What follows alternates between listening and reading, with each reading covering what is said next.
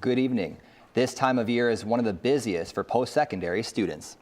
Because of this, many schools have a fall break. However, NAIT does not. Our Libby Dirks joins us live from the South Lobby with more on this story. Thanks. It's that time of year again where many schools, such as the University of Alberta and MacEwan University, gives their students a break. And although NAIT does have a reading week in the winter semester, they do not have one in the fall semester.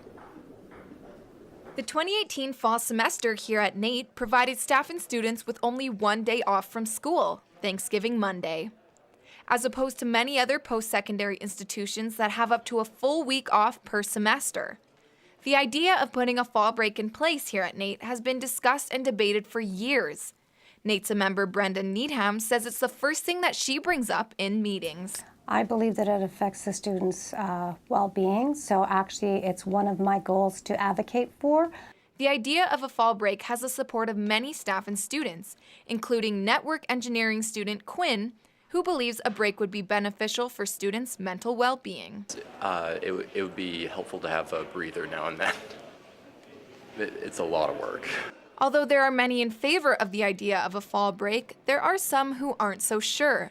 NAIT instructor Stuart Saraduke believes a fall break would not be beneficial and would in fact create some challenges.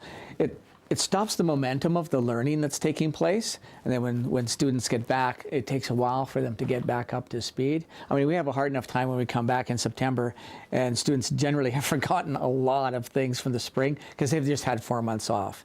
There is a group at NAIT currently looking at options to try and find what best meets students' needs. However, NAIT representatives say that there are a lot of complexities involved, such as student loans, funding, scheduling, and staffing. As of right now, there are no set plans to put a break in the fall semester. However, it is a topic that is commonly discussed, so there's always that possibility of one in the future. Libby, how can students get involved and express their opinion on the matter?